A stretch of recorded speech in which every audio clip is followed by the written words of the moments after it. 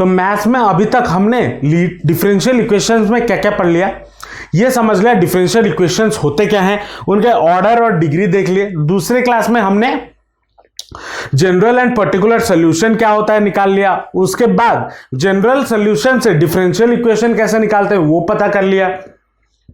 उसके बाद differential equations को सॉल्व करने की बारी आई। तो पहला मेथड जो हमने सीखा वो था वेरिएबल सेपरेबल मेथड।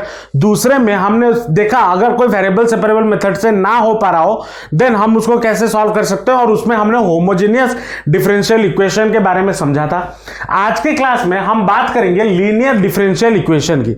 अब ये जो लीनियर डिफरेंशियल इक्वेशन है ना, ये इस चैप्टर का लास्ट क्लास है, या फिर बोल सकते हो लास्ट टॉपिक है जो हमें डिफरेंशियल इक्वेशंस में समझना है। ठीक है, तो लीनियर डिफरेंशियल इक्वेशन दिखता कैसा है?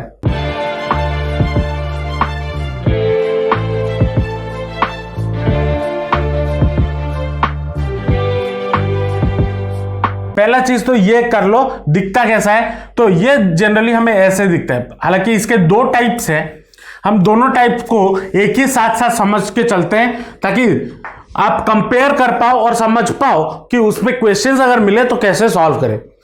तो पहला टाइप है अगर dy by D X plus P Y is equal to अगर q मिले,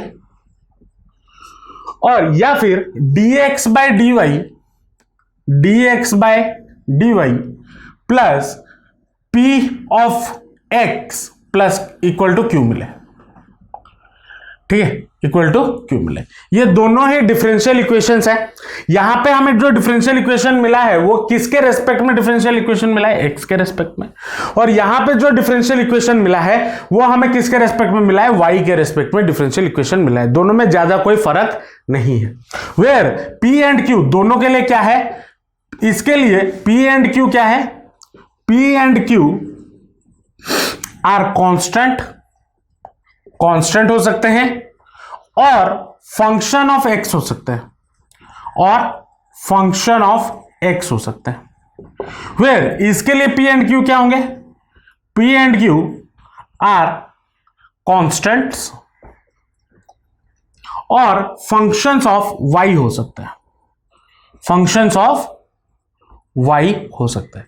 ये आपका जनरल फॉर्म है लीनियर डिफरेंशियल इक्वेशन का। ठीक है, अब ये तो समझ में आ गया कि डिफरेंशियल इक्वेशन दिखता कैसा है। अगर dy by D X plus P Y plus Q हो तो इस तरह ये एक डिफरेंशियल इक्वेशन हो गया, या फिर dx by D Y plus P X equal to Q हो, वो भी आपका एक डिफरेंशियल इक्वेशन हो गया। वेयर p एंड q क्या है? कांस्टेंट है, या फिर इसके लिए अगर y के साथ है तो फंक्शन ऑफ x, और अगर p x के साथ है तो p और q क्या हो सकते हैं? कांस्टेंट हो सकते हैं या फिर फंक्शंस ऑफ y हो सकते हैं। अब दोनों को सॉल्व करने का तरीका क्या है? Steps of solving differential equation या सॉल्विंग लीनियर डिफरेंशियल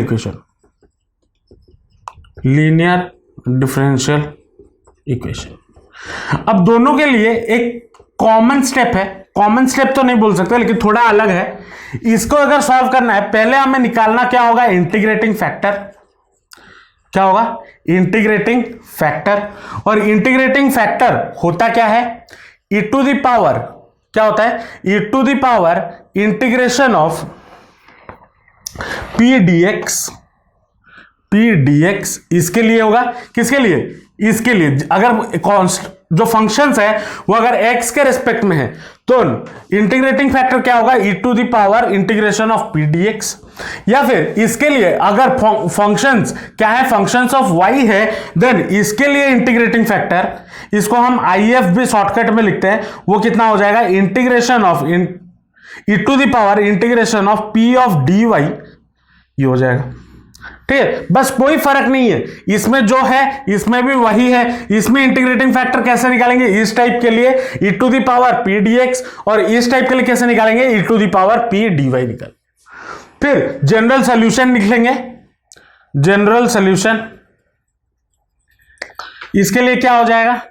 इसके लिए जो जनरल सॉल्यूशन होगा वो होगा y into integrating factor y into if is equal to integration of q into if integrating factor of dx plus c। ये इसके लिए हो जाएगा, और इसके लिए अगर निकालना है जनरल सॉल्यूशन तो वो हो जाएगा x into integrating factor equal to integration of q into I F, q into integrating factor whole into dy plus C. ठीक है, दोनों के लिए बात सेम ही है।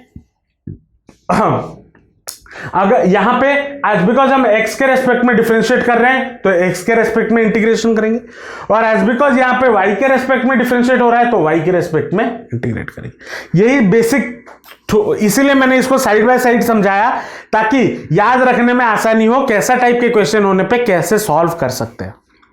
ठीक है, इसको एक बार नोट डाउन कर लो, क्वेश्चंस पे चलेंगे तो अच्छे से और समझ में आएगा कि हमें सॉल्व करना कैसे। ठीक है, चलो मान लो क्वेश्चन आपको गिवन है, find the general solution of dy by dx minus y equal to cos x. ठीक है, ये आपको एक डिफरेंशियल इक्वेशन गिवन है और बोला है इसका क्या करना है, हमें जनरल सॉल्यूशन निकालना है। तो पहला चीज देखते हैं ये किस फॉर्म में है। तो इसको मैं क्या ऐसे लिख सकता हूं, dy by dx plus minus 1 into y equal to cos x. लिख सकता हूं या नहीं लिख सकता हूं? तो यहां पे ये किस फॉर्म में आ गया, dy by dx plus P y equal to x, और x यहां पे या q, यहां पे q और p क्या होते थे, कांस्टेंट हो सकते थे या फिर फंक्शन ऑफ x होते थे। तो कांस्टेंट यहां पे -1 है, वो तो एक कांस्टेंट है, p हमारा -1, और cos x हमारा क्या है, फंक्शन ऑफ x भी है। तो कुछ भी हो सकता है, ऐसा नहीं है कि सिर्फ और सिर्फ कांस्टेंट रहेगा या फिर सिर्फ और सिर्फ फंक्शन ऑफ x या y रहेगा, दोनों मिलके भी रह सकते हैं। तो यहां पे हमें p क्या मिल गया, p हो गया आपका -1 और q आपका कितना हो गया, cos x। चलो, तो हमने यहां पे सॉल्व करते वक्त या जब मैं इसके पहले बता रहा था तो पहला चीज हमें क्या निकालना है, इंटीग्रेटिंग फैक्टर निकालना है। तो IF हमारा क्या हो जाएगा, IF will be equal to e to the power integration of P of dy होगा या सॉरी dx होगा या नहीं होगा, होगा। तो यहां पे वैल्यूज डालेंगे, e to the power integration of P के जगह पे -1 dx that will be equal to कितना हो जाएगा, इंटीग्रेशन ऑफ माइनस कांस्टेंट है बाहर आ जाएगा, -1 dx या फिर सिर्फ dx का हो जाएगा x। अब यहां पे मैं कांस्टेंट जो प्लस है, अब दिमाग में आ रहा होगा सर यहां पे प्लस सी क्यों नहीं लिखे, बताऊंगा थोड़ी देर बाद क्यों नहीं लिखा। ठीक है, यहां पे अभी के लिए इतना के लिए ये समझ लो कि जब इंटीग्रेटिंग फैक्टर निकाल रहे होगे तो यहां पे प्लस सी, इंटीग्रेशन के बाद प्लस सी नहीं लिखना है। ठीक है, क्यों, अभी कुछ देर बाद बताया जाएगा। चलो, तो e टू द पावर क्या हो गया, -x आ गया।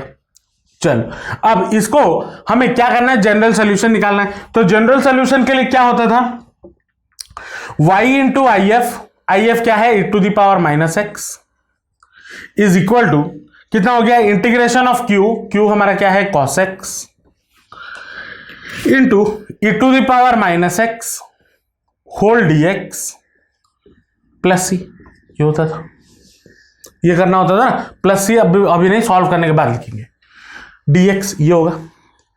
अब यहां पे अगर हम ध्यान दें, ये हमारा कौन सा फॉर्म में आ रहा है, आइलेट के फॉर्म में आ रहा है, हमने पढ़ा हुआ है ILATE। तो इस हिसाब से e to the power -x ये आपका क्या हो जाएगा, सेकेंड इक्वेशन, और ये आपका हो जाएगा फर्स्ट इक्वेशन, याद अगर आ रहा हो। अब इसको मैं क्या करता हूं, इसको मैं कुल मिला के एक I1 ले लेता हूं। ठीक है, अब क्यों, कि फिर कंफ्यूजन ना हो, तो इसको मैं क्या लिख सकता हूं, that implies y e to the power -x equal to I1 plus C. अच्छा, प्लस सी यहां पे छोड़ ही दूं, प्लस सी। ठीक है, इस I1 को हम अलग से सॉल्व करते हैं। ठीक है, अब I1 हमारा कितना है, I1 हमारा कितना हो गया, I1 is equal to integration of cos x into e to the power -x dx, ये आ गया। ठीक है, अब अगर आइलेट का फॉर्मूला याद करो, integration of u into v dx क्या होता था formula, u into integration of v dx minus integration of d by dx of u into integration of v dx का होल dx। यही होता था अगर फॉर्मूला याद करें तो इसी फॉर्मूले को यहां पे पुट करते हैं और सॉल्व करते हैं। इसको अगर सॉल्व करें तो क्या हो जाएगा, I1 will be equal to cos x, ये आपका पहला इक्वेशन है, तो cos x बाहर, इंटीग्रेशन ऑफ v dx क्या हो जाएगा, v dx हो जाएगा minus e to the power, अब माइनस है e to the power x का integration, e to the power x होता है तो माइनस एक बाहर आ जाएगा, into minus e to the power minus x. अब इस माइनस को मैं क्या करता हूं, स्टार्टिंग में लिख देता हूं, minus cos x e to the power minus x, ये होगा minus integration of D by D x of U, D by D x of cos X होता है minus sine x, into integration of V D X, तो minus E to the power minus x D x, ये होगा ना। इसको solve करेंगे तो I1 will be equal to minus cos x to the power E to the power minus x, ये हो जाएगा माइनस माइनस प्लस, और ये बाहर आएगा तो वही माइनस, तो minus integration of sine x into E to the power minus x D x, ये बन गया।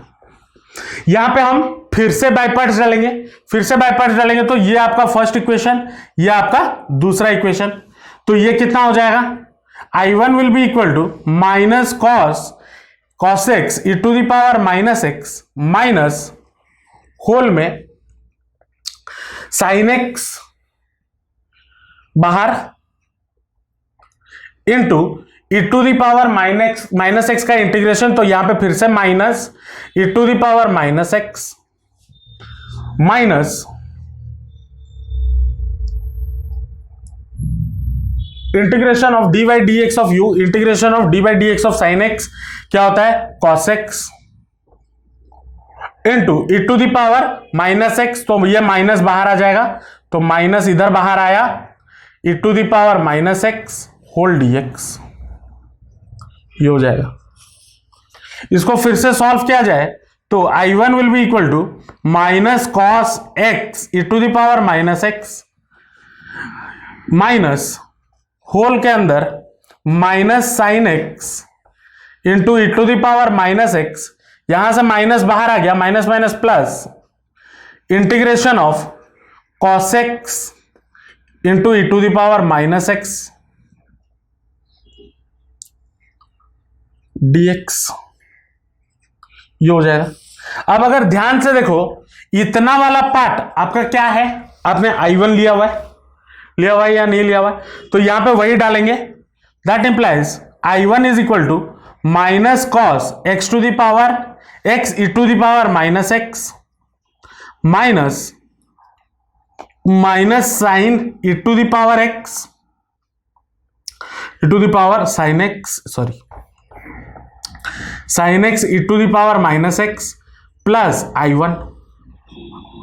अब इसको ब्रैकेट को ओपन करेंगे तो ये हो जाएगा माइनस माइनस प्लस, और यहां पे हो जाएगा माइनस, ये हो जाएगा माइनस I1 इस तरफ आएगा तो कितना हो जाएगा, प्लस I1, तो I1 प्लस I1 2I1, तो 2I1 इज इक्वल टू, इसको अगर सजा के लिखे कॉमन क्या चला जाएगा, एक E to the power minus x,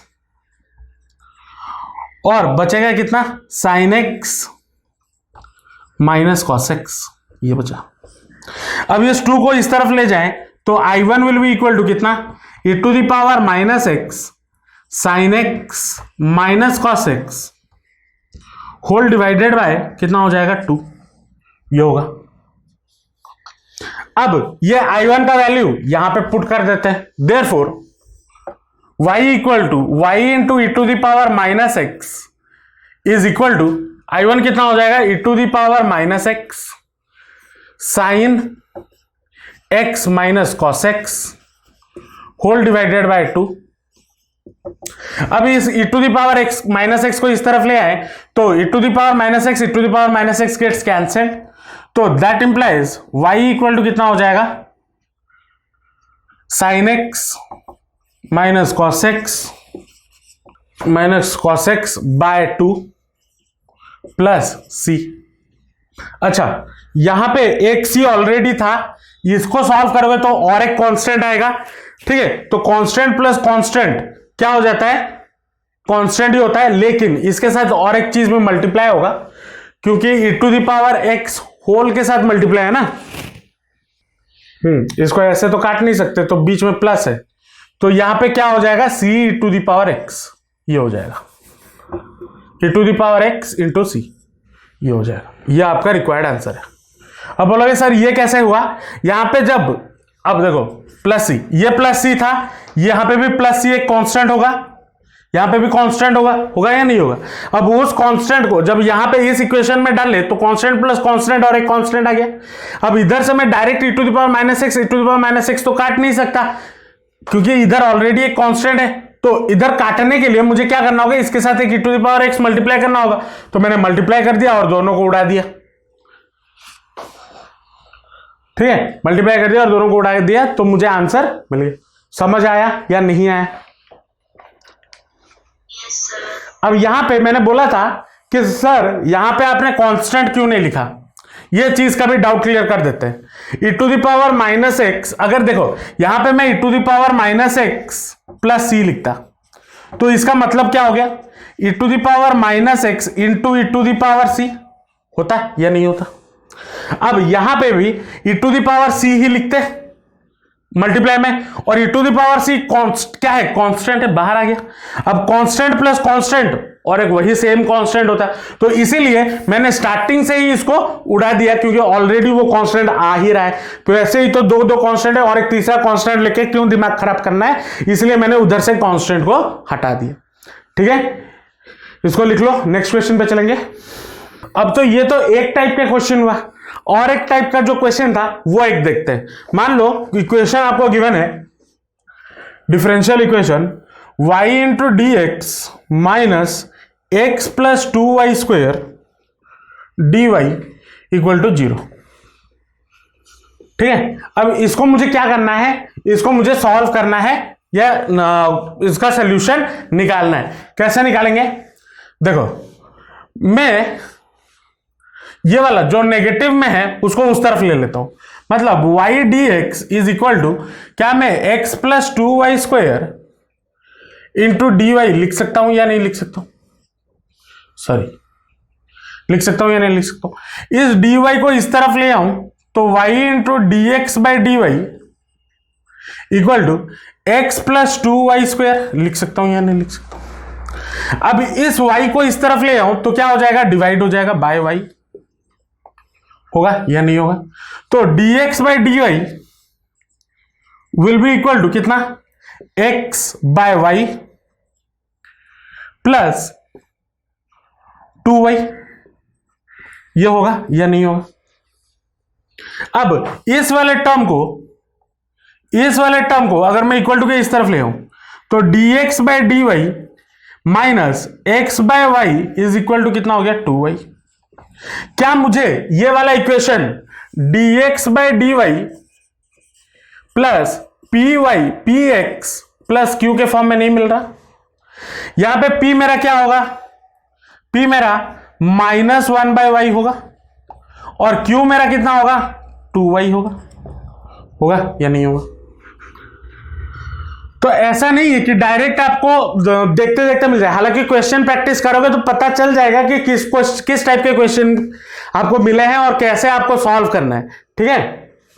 तो पहले यहां पे हम क्या निकालेंगे, इंटीग्रेटिंग फैक्टर निकालेंगे। तो IF मेरा क्या हो जाएगा, integrating factor will be e to the power integration of p into d y, that will be equal to e to the power integration of, तो ये क्या हो जाएगा, p के जगह पे -1 बाय वाई डी वाई। अब इसको अगर सॉल्व करेंगे तो ये कितना हो जाएगा, 1 बाय वाई का इंटीग्रेशन, माइनस कांस्टेंट है, 1 बाय वाई का इंटीग्रेशन क्या होगा, log y, तो that will be equal to e to the power minus log y, ये होगा log y, होगा या नहीं होगा। अब इस चीज को मैं और क्या लिख सकता हूं, इसको मैं फर्दर थोड़ा सॉल्व करता हूं। देखो e to the power minus log y को मैं क्या ऐसे लिख सकता हूं, e to the power -1 into log of y लिख सकता हूं या नहीं लिख सकता हूं? हाँ, लॉग ऑफ y लिख सकता हूं या नहीं लिख सकता हूं? अब हमें पता है log m to the power log m to the power n क्या होता है, n log m होता है। तो यहां पे n क्या है, -1। तो क्या मैं इस चीज को ऐसा लिख सकता हूं, e to the power log y to the power -1 लिख सकता हूं या नहीं लिख सकता हूं? तो ये मुझे कितना मिल गया, that will be equal to e to the power log 1/y। अब हमें पता है e के साथ अगर log है और यहां पे बेस e है, तो क्या मैं इस चीज, अब यहां पे तो बेस e है ना, नेचुरल बेस, तो इसको मैं और क्या लिख सकता हूं, डायरेक्टली 1/y लिख सकता हूं, क्योंकि log और e कैंसिल आउट लिख सकता हूं। log का कॉन्सेप्ट हमने डिफरेंशिएशन में पढ़ाया हुआ है। तो ये हमें इंटीग्रेटिंग फैक्टर हमें कितना मिल गया, 1/y मिल गया। अब यहां पे हम सॉल्व करेंगे तो जनरल सॉल्यूशन हमारा क्या होता है डिफरेंशिएशन का, x into integrating factor is equal to integration of q into integrating factor dy plus C. अब यहां पर डाल दो x into integrating factor 1/y equal to integration of q कितना है, q आपका 2y into integrating factor 1/y dy plus C. अब इसको सॉल्व करेंगे तो x/y is equal to integration of y से y gets cancel, 2 into 1 2 dy plus C. अब 2 dy हमारा कितना हो जाएगा, 2y, 2 कांस्टेंट बाहर आ जाएगा, x/y इक्वल टू 2 कांस्टेंट बाहर आ गया, इंटीग्रेशन ऑफ dy y होता है प्लस सी। ये होगा या नहीं होगा?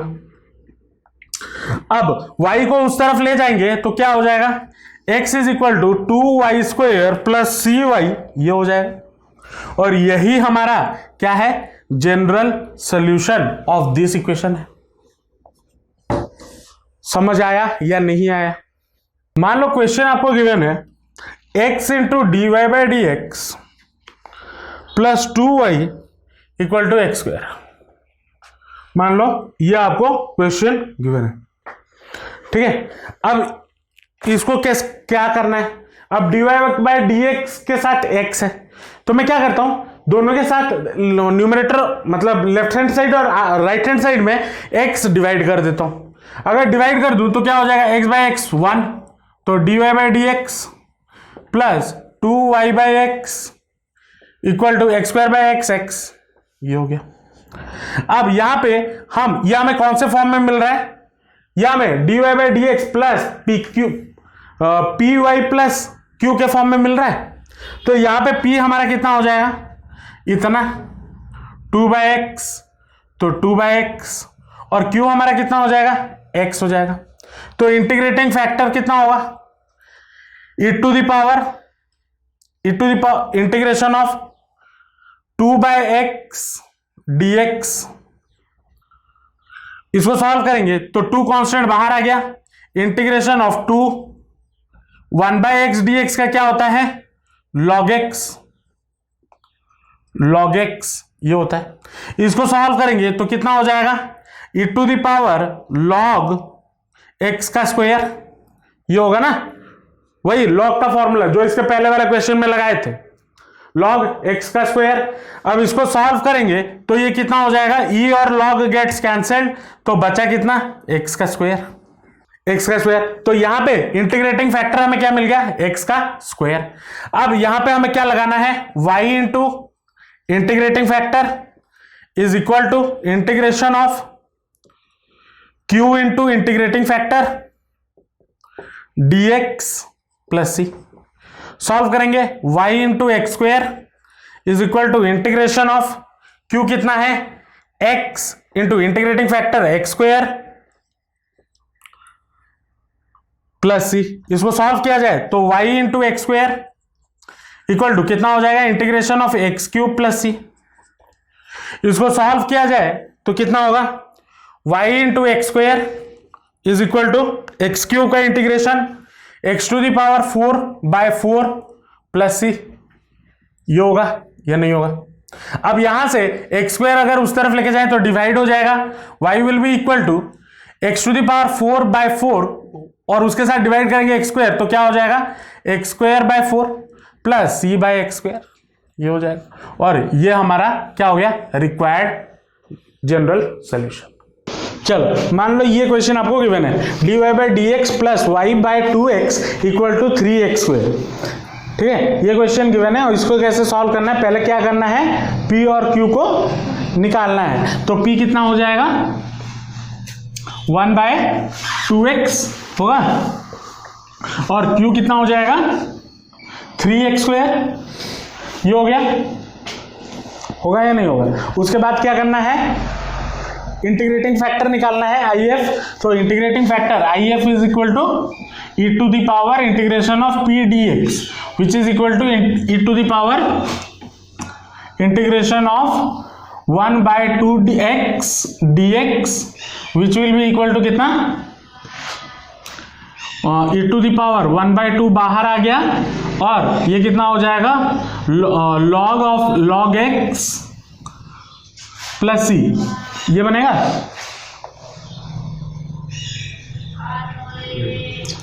प्लस सी को मत लिखो, हाँ 1/2 log x। अब इसको मैं और क्या लिख सकता हूं, e to the power log x to the power 1/2 लिख सकता हूं या नहीं लिख सकता हूं। अब ये e और log बेस ही गेट्स कैंसिल, तो बचा कितना x to the power 1/2 which is equal to root over of x, ये बनेगा।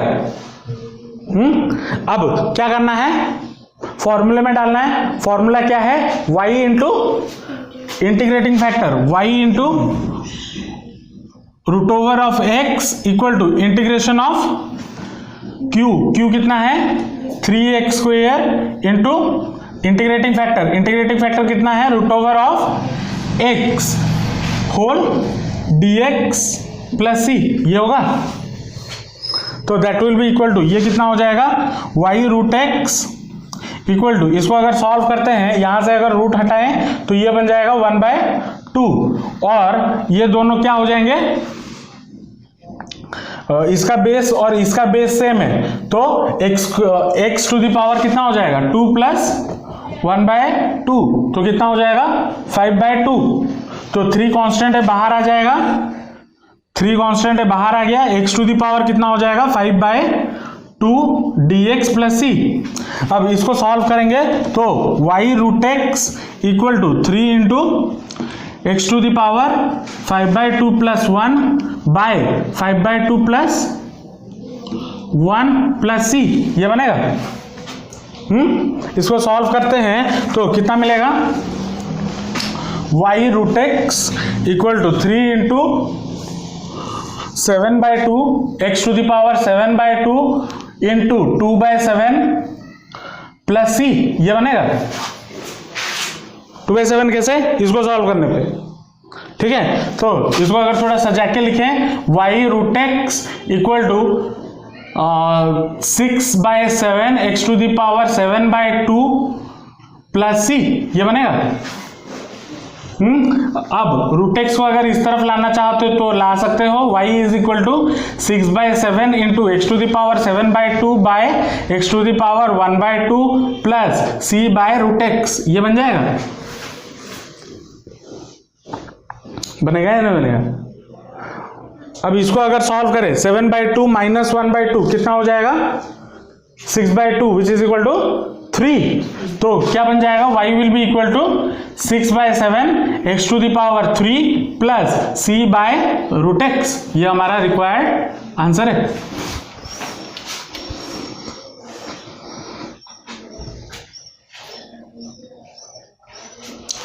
या फिर इसको अगर और थोड़ा सुंदर दिखाना चाहते हो तो इधर क्या लिख लोगे c into x to the power minus 1/2, ये भी लिख सकते हो, कोई दिक्कत नहीं है, ठीक है।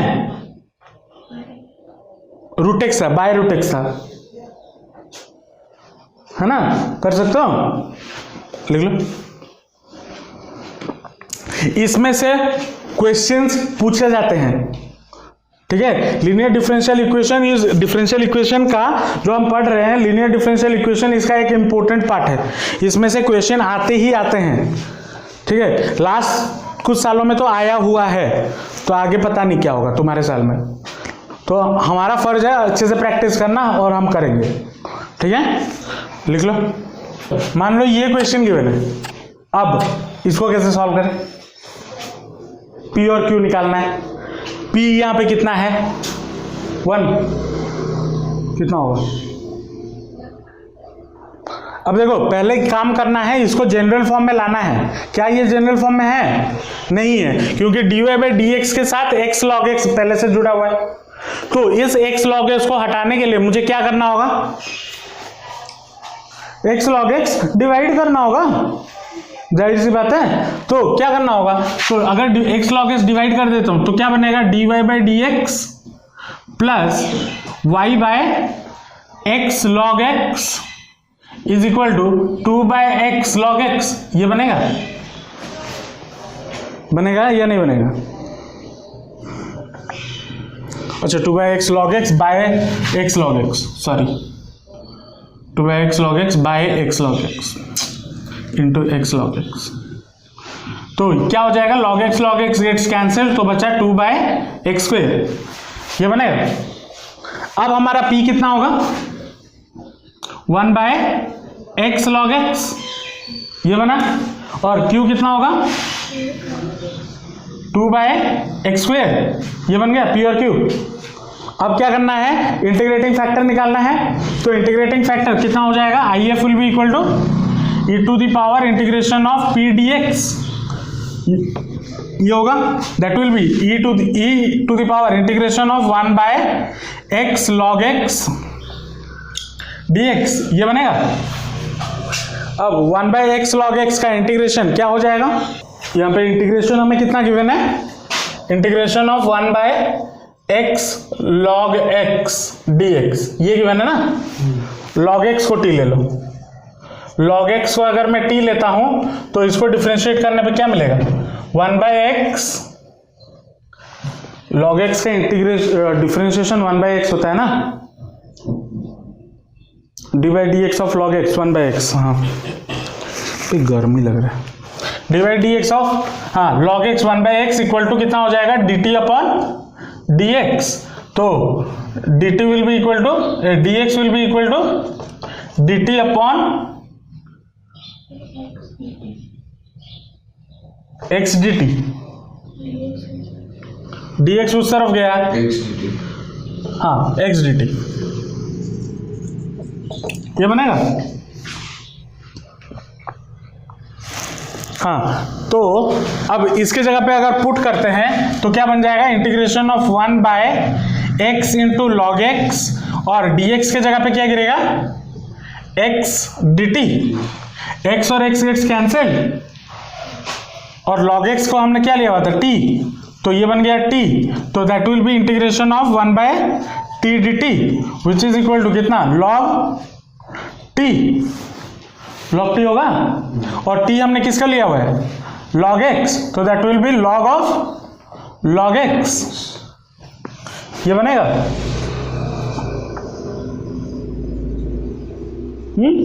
तो ये कितना बन जाएगा? e टू द पावर कितना? log ऑफ log x, ये बनेगा। अब मैंने क्या बोला था? e to the power log x, x के जगह पे क्या है? log x है। तो क्या हो जाएगा? This will be equal to log x। बनेगा या नहीं बनेगा? x के जगह पे log x है, तो e to the power log वो तो हट जाता है, तो that will be log x बचा। तो इंटीग्रेटिंग फैक्टर मुझे कितना मिल गया? log x मिल गया। अब इसको अगर हम फॉर्मूले में डालेंगे, क्या है? y into integrating factor log x is equal to integration of q कितना है? 2/x square into integrating factor log x dx plus c, ये बनेगा।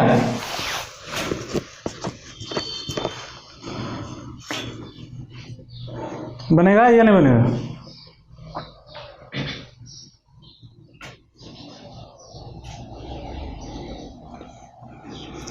अब यहां पे इस चीज को मैं और क्या लिख सकता हूं, 2 कांस्टेंट है, 2 बाहर ले लूंगा, integration of log x into X का power to the power -2, x to the power -2 होगा, इसको ऊपर ले लिया, होगा या नहीं होगा, होल dx प्लस सी, ये होगा।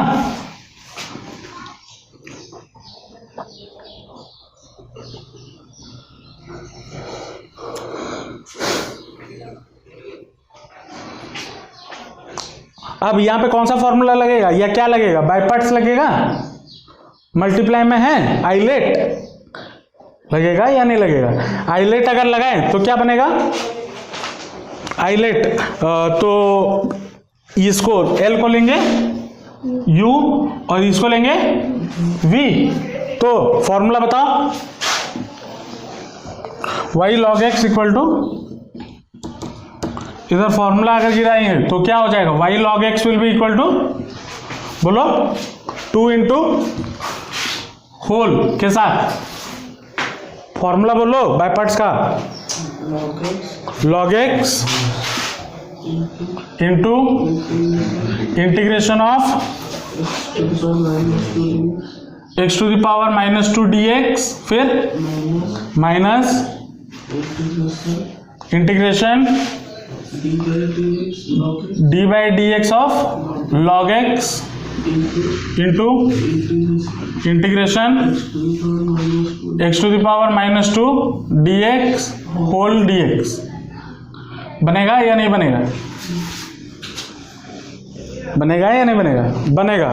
इसको अगर सॉल्व करते हैं तो y log x will be equal to 2 into log x को log x रहने दो, x टू द पावर -2 कितना हो जाएगा, इंटीग्रेशन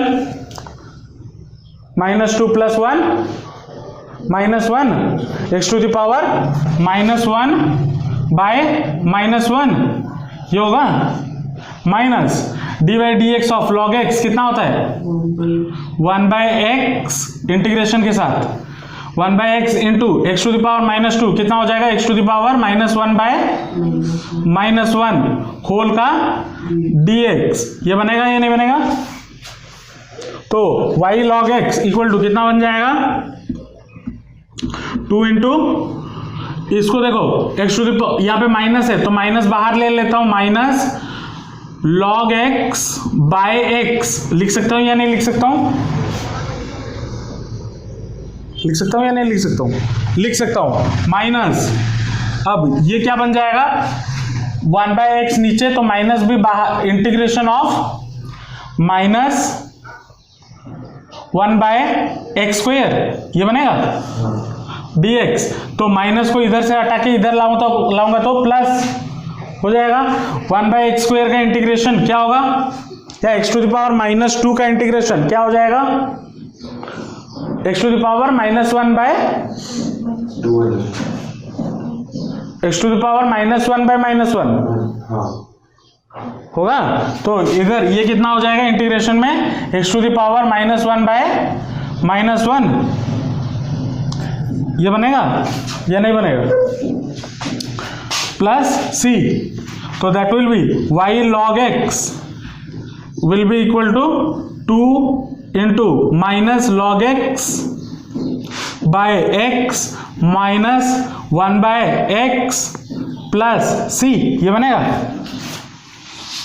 इसको इतने में रखना चाहते हो तो रख सकते हो, या फिर अगर log को उस तरफ लेके करना चाहो तो कर सकते हो, ठीक है। मेरे हिसाब से इतना रखो काफी है, या फिर इसको ऐसे भी और कर सकते हो, -1 बाय एक्स कॉमन लाके रख सकते हो, इसके फर्दर आप जितना सॉल्व करो उतना अच्छा है, ठीक है। लेकिन अगर यहां तक भी करते हो तो तब भी कोई दिक्कत नहीं है, ठीक है। ये आपका रिक्वायर्ड आंसर है, लिख लो।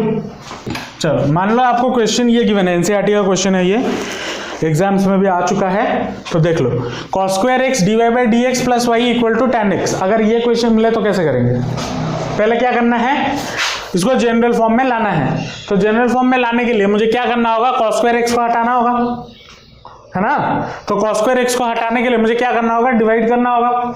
तो क्या बन जाएगा, D Y by D X plus Y by cos square X plus tan x by cos square X plus equal to tan x by cos square X. ये बनेगा या नहीं बनेगा? बनेगा।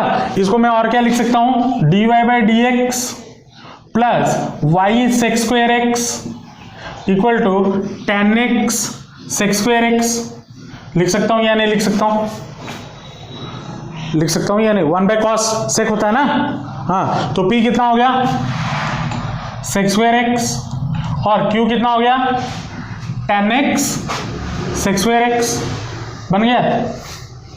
अब इसमें से क्या निकालना है, इंटीग्रेटिंग फैक्टर। तो IF कितना हो जाएगा,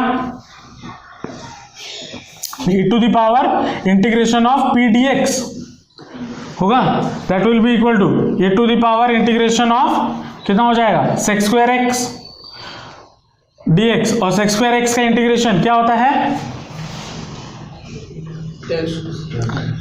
tan x। तो ये कितना बना, e to the power tan x, ये बना।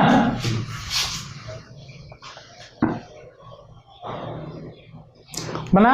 अब क्या करना है, अब देखो यहाँ पे log नहीं है तो हम इसको हटा नहीं सकते, तो जैसा है वैसा ही रहने दो। फिर क्या बन जाएगा, फॉर्मूले में डालना है। तो फॉर्मूला क्या है, y into integrating factor e to the power tan x is equal to integration of q into, मतलब q कितना है tan x sec square x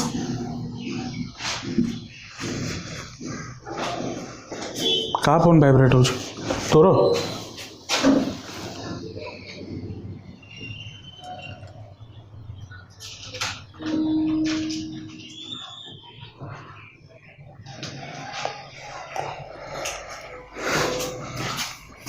tan x sec square X into e to the power tan x whole dx plus c, ये बनेगा। अब यहां पे क्या लगेगा, बाय पार्ट्स लगेगा। अरे लगेगा या नहीं लगेगा? ये हो गया एक्सपोनेंशियल और ये हो गया ट्रिगोनोमेट्री, तो क्या बन जाएगा, ये हो जाएगा u और ये बन जाएगा v। तो बाय पार्ट्स लगाओ, तो y into E to the power tan x is equal to कितना बन जाएगा, बोलो फॉर्मूला बोलो, tan x into sec square X into integration of E to the power tan x dx minus whole integration d by D x of tan x sec square X into integration of e to the power tan x dx का whole dx, ये बनेगा। अब इसको solve करना आएगा, क्या करूं, आएगा या नहीं आएगा? दो बार बाय पार्ट्स लगेगा। एक तो यहां पे लगा पहली बार, इसको जब सॉल्व करते हुए जाओगे इधर ये भी आ रहा होगा इंटीग्रेशन में, इंटीग्रेशन इसको सॉल्व कर दिए e to the power tan x, इसको तो सॉल्व हो गया ये। अब ये भी तो आएगा, अब इनको ये भी मल्टीप्लाई में है तो इसको भी बाय पार्ट्स में फिर से सॉल्व करना होगा, ठीक है। इसको फिर से बाय पार्ट्स में सॉल्व करोगे तो लास्ट में आपको आंसर, मैं आंसर लिख दे रहा हूं, घर में जाके मैच करवा देना। आंसर होगा y into E to the power tan x is equal to E to the power tan x into tan x minus 1 plus c। ये आपका सोल्यूशन होगा, ठीक है। इसके लिए पेपर में जगह छोड़ो, घर में जाना और इसको सॉल्व करना, ठीक है। थोड़ा लंबा इंटीग्रेशन होगा।